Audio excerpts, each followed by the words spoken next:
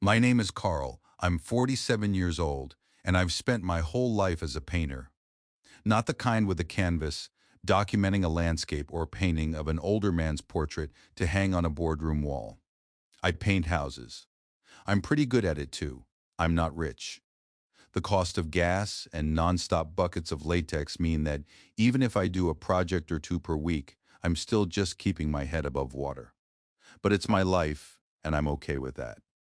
The folks at We Are the Music Makers told me to ask you to like the video and subscribe to the channel so the stories keep coming.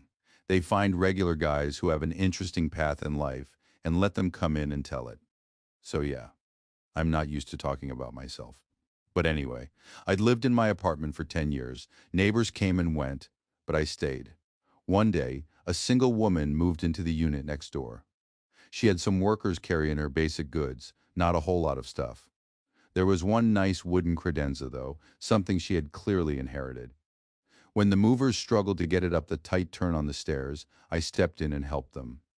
We carried it into the apartment, and she smiled, handing me a cold Diet Coke for my trouble. When the workers left, I looked around. Is this it? She nodded sadly. Even her mattress was sitting directly on the hardwood floor. I told her to wait a minute. I went back to my place and brought over the pieces of a small wooden bed frame. A previous customer had handed it off to me, but since I already had my own setup, it was just taking up space. I can assemble it, I told her, and then at least your mattress will be a half foot over the floor. She tried to decline, and then she tried to offer me money. I had a feeling she didn't have much to spare, so I waved her off. Hey, it removes some of the clutter from my place. One less thing for me to trip over. I think that impressed her, like I was the first man who hadn't attached a price tag to a favor in a long time. At the very least, let me make you dinner, she suggested. It was just hamburger meat and some vegetables fried up in a pan. But for a guy who works outside all day and usually grabs a greasy smash burger on the way to the next job, it was a feast. She set up a little plastic card table and started cooking. After 20 minutes, she served up an unassuming meal of beef, onions, peppers, and broccoli. Maybe when I get on my feet, I can make something more substantial, she said. I chuckled. This was exactly my kind of food. I ate heartily. There was a savory, salty sauce she had cooked it in. It's a little like a stir-fry, she explained. I added a little soy sauce and some teriyaki just for flavor. It was damn good. I don't pretend to be a man of the world, but this woman who said her name was Melinda let me enjoy something new. She told me she was 44. We chatted amiably, but there were hints. She had been married, but things didn't seem to end well. A couple of high school and college-age kids, but she hadn't talked to them much, with a heavy hint of regret. I told her I had had some girlfriends over the years, but things never seemed to work out. My job was never good enough, or they found some other man, or things weren't spicy enough for them. I tried not to show that having that go on for so long bothered me, but I think she could tell. Then she looked around. Already, I feel like the walls are closing in on me, she sighed. I'm not used to being alone. Before I moved here, I was in an apartment that was worse than this. She let out a bitter, dry laugh. A year ago, I thought I could have it all, but now it seems like I have nothing. Then she did something I didn't expect. You're already so kind to me. You haven't said a single critical word or chided me for being foolish, and heaven knows I deserve it. She opened her mouth, closed it, and took a breath. Will you check in on me? Just a knock on the door in the evening, and if I don't answer, send me a text. That did take me aback. Here was this woman who barely knew me, and she was inviting me into her life just based on a bed riser and dinner together. But she was attractive. Her hair was starting to gray, but mine had gone full gray 5 years ago. Her skin was a little pale from the stress, and her clothes looked worn. But then again, mine were covered in paint splashes and errant brushstrokes. I nodded, and she immediately broke into a genuine smile. When I stood up after dinner was over, she kissed me gently on the cheek and thanked me. I thought this was going to be the hardest thing I've ever done, shreds, she said as we walked to the threshold. She touched my arm, her hand lingering for a second. But you're making it feel possible. Somehow, just that touch by itself made it hard for me to go to sleep that night. The next day, I was working on a ranch house. It was an old place built back when ranch houses were chic. Now it was 50 years old, still in good shape, but the paint was beyond faded. The house looked 100 years old. The new owner told me to do whatever it took, spare no expense, since he was going to use the place for a VRBO, some kind of vacation rental, I guess. I ordered a solid tan, something that was matte but still popped. It was the highest quality paint the distributor had. It cost about twice as much as the paint I usually used, and paying for it up front was a bit of a strain, but the owner had said to spare no expense. Over the course of 2 days, I applied 2 coats, and I thought it looked pretty good. The second day, when the project was mostly done, the owner stopped by. I swear, he just went on and on about the finish. The house looks brand new. Twice as good as I had hoped, he told me. When he asked me for an estimate, I named the highest price I could possibly say without feeling embarrassed. I had painted entire two-story houses for less than that, but the materials alone had been so expensive. I braced myself for an argument, a protest that it was too much, but he just nodded, smiling at how good the walls looked. "Send me an invoice," he said. "I've got other properties, so I'm sure I'll be in touch." I was stunned. He let the price I could hardly dare to ask for roll off him like it was a great deal. I really didn't know how to take it. That evening, I was sitting at my kitchen table putting together the paperwork. KRL Paint Projects, $1,400. Then I remembered that I was supposed to check on Melinda. I got up, walked out to her door, and knocked. It felt silly. I stood there for a second and was just about to turn and walk back to my own apartment when I heard the deadbolt pull back. The door opened. There was Melinda smiling, her eyes twinkling under the yellow glow of the breezeway lights. "You remembered?" she said with a smile. "Come on in." This time when I stepped in, the boxes were all gone. It was clear she had done her best to make the apartment look as decorated as possible, but it was still pretty sparse. The walls were mostly bare. The living room just had a couch and a coffee table. I could see that, although she made me feel welcome, sitting at the kitchen table because there wasn't enough furniture in the living room made her feel small. Once I sat down, she asked me what it was I was holding. I looked down and realized I was still gripping the invoice from a few minutes ago. She held her hand out. "KRL Paint Projects," she whispered, reading it. My invoice had a phone number on it, but nothing else. "Where do you keep your supplies?" I told her I rented a storage unit in town. "What's your network?" I didn't really know what that meant. Then she pulled out her phone, opened Google Maps, and looked up my business name. "Karl, you at least have to have a profile on Google Maps," she said. "I tell you what, to return the favor of giving me that bed frame, let me set it up. Give me a few pictures of your work, and I'll get everything sorted."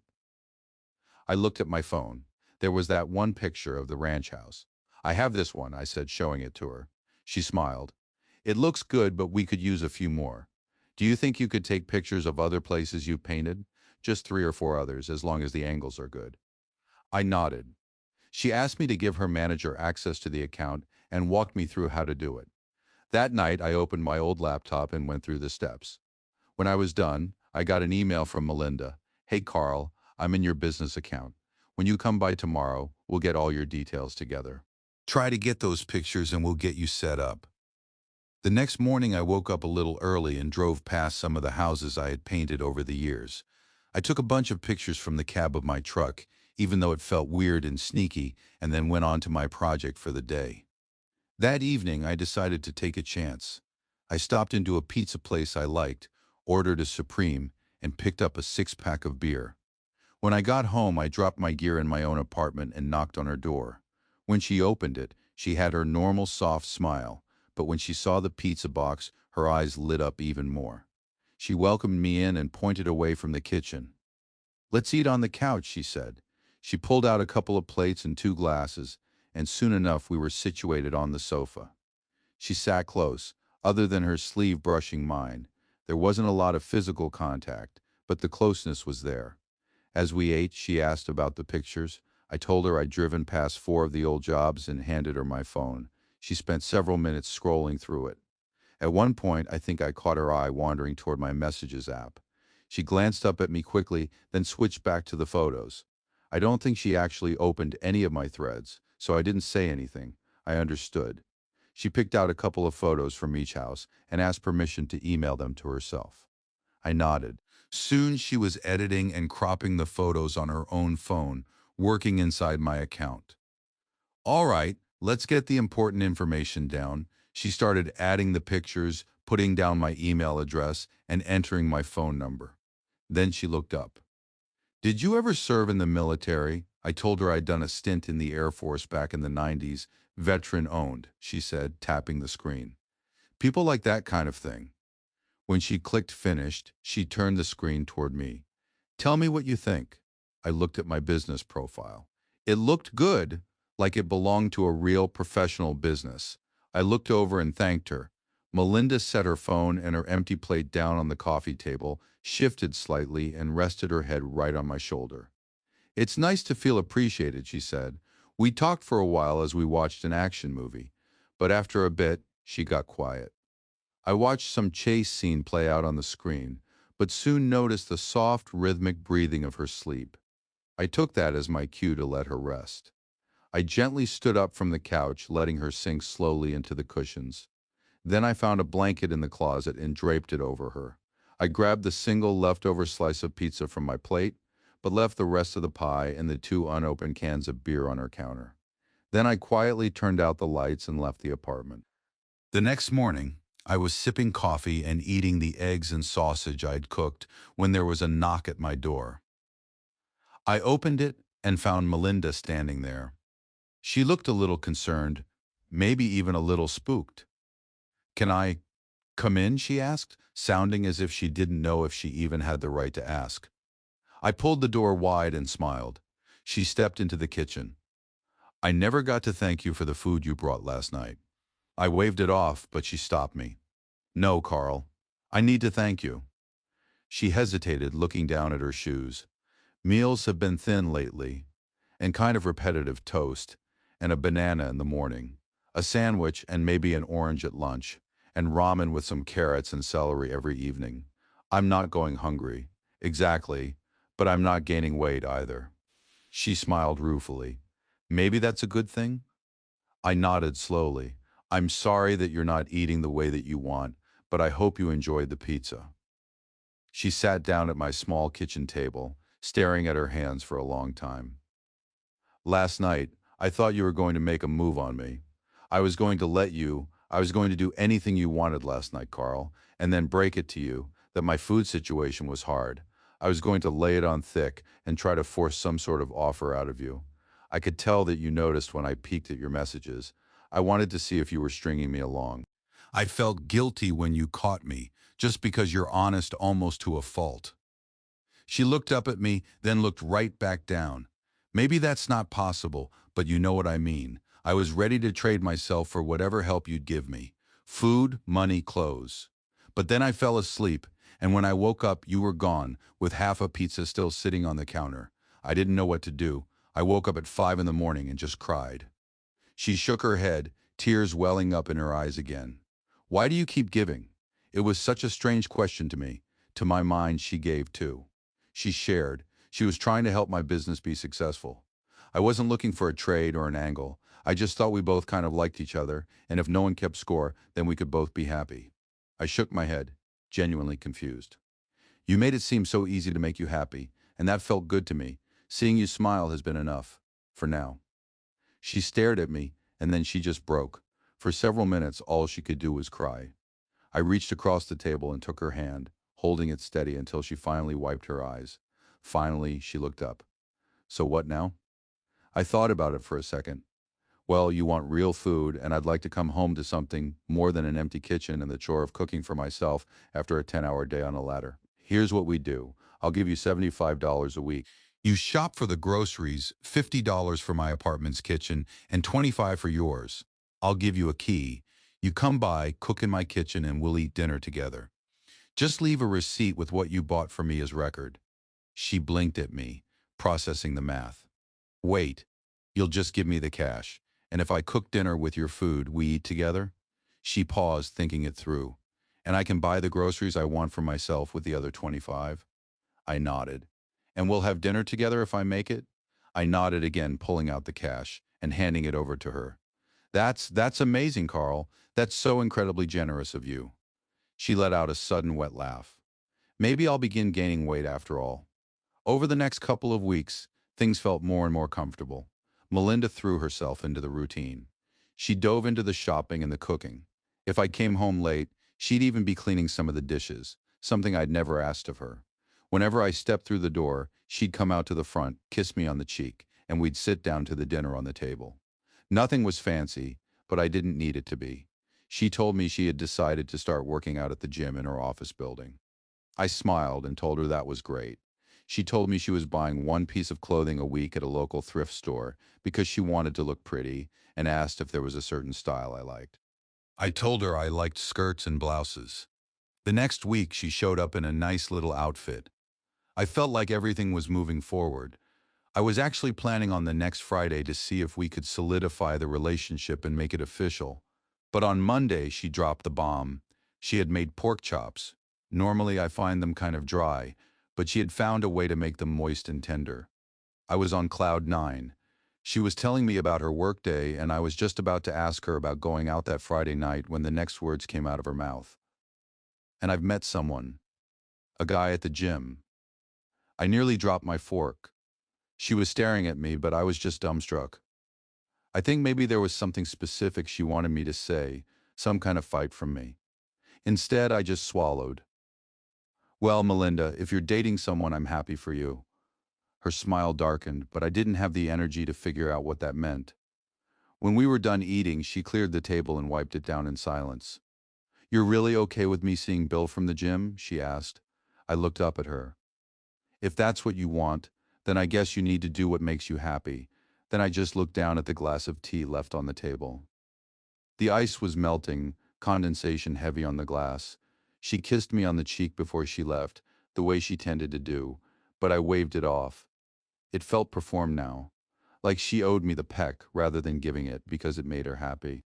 She gave me a worried, lingering look as she walked out. But I was just sad. That night, I counted out $50.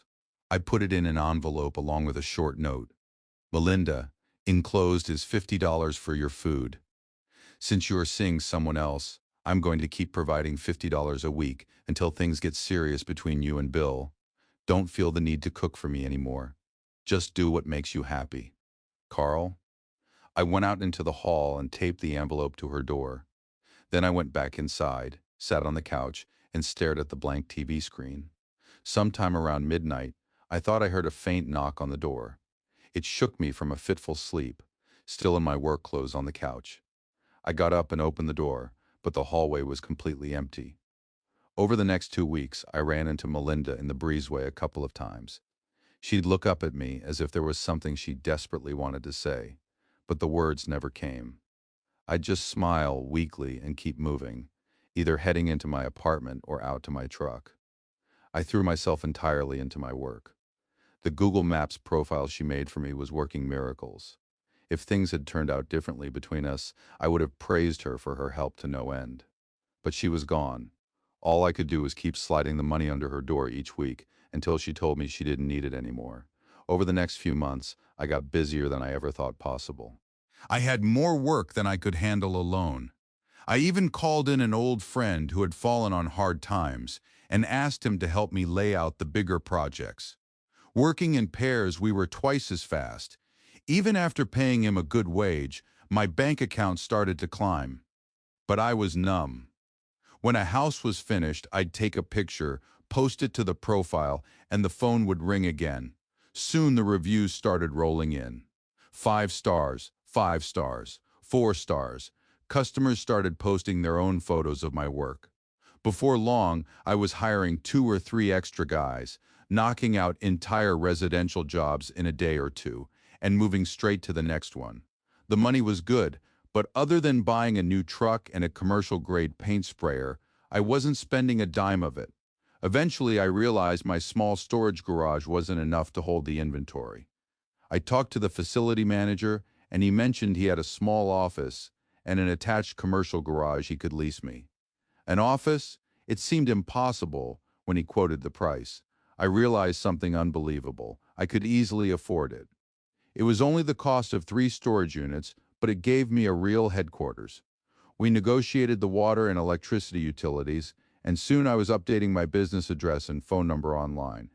I even put up a real painted sign where everyone driving past could see it. But I still lived in my 10-year-old apartment. Why pay for a bigger place when it would just be filled with empty rooms?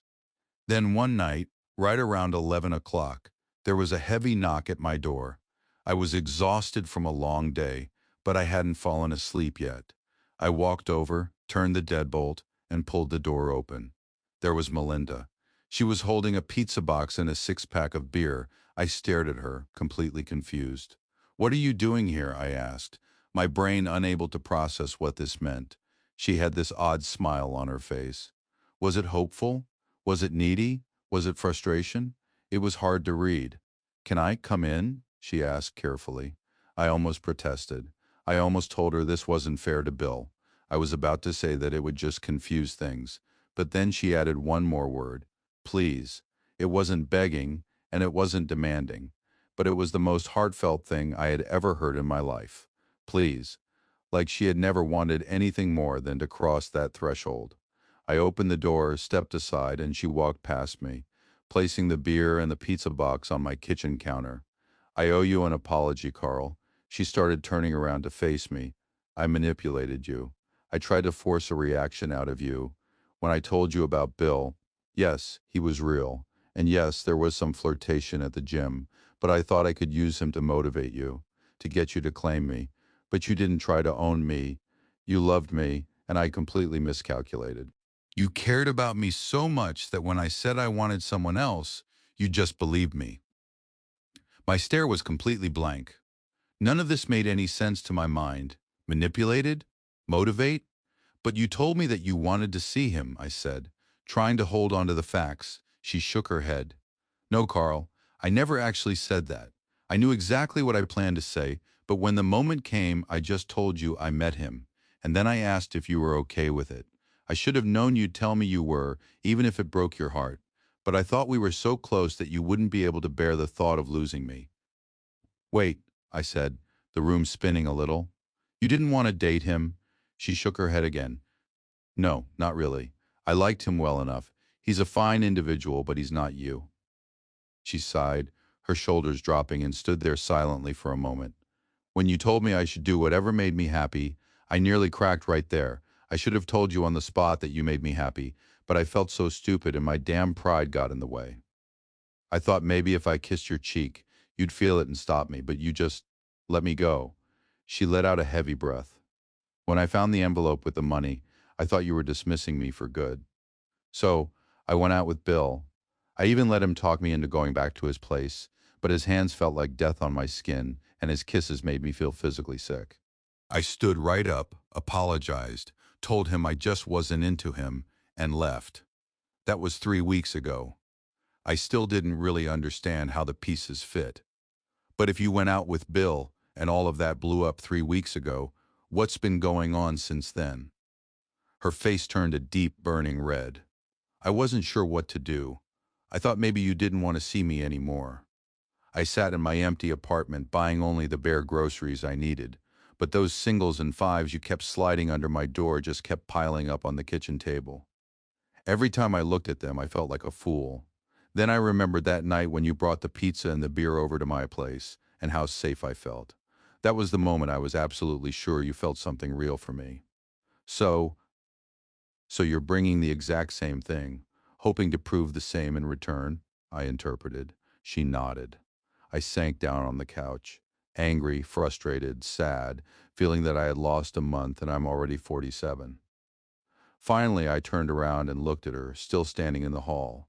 In a tone that was a little harsher than I intended, I stared at her and demanded, "Just tell me, Melinda. Don't play games. Don't try to get me to tell you what you want to hear. I'm a man who needs things out in front of me. Just tell me how you feel and let me figure it out from there." I could see her standing there, her eyes telling me that she'd rather be naked, rather than be put on the spot. She looked down and began wringing her hands. Then she covered her face with her hands. She wasn't crying. At least I'm pretty certain she wasn't, but the demand was tearing her apart. "Okay, Karl, you're right.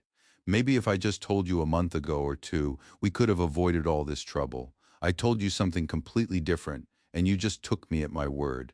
So I'll tell you what's in my heart and trust you, one last time, to believe that every word is true, direct from the heart, and without any minced words. I love you, Carl. I started loving you the moment you brought that bed frame over to my apartment on the first day.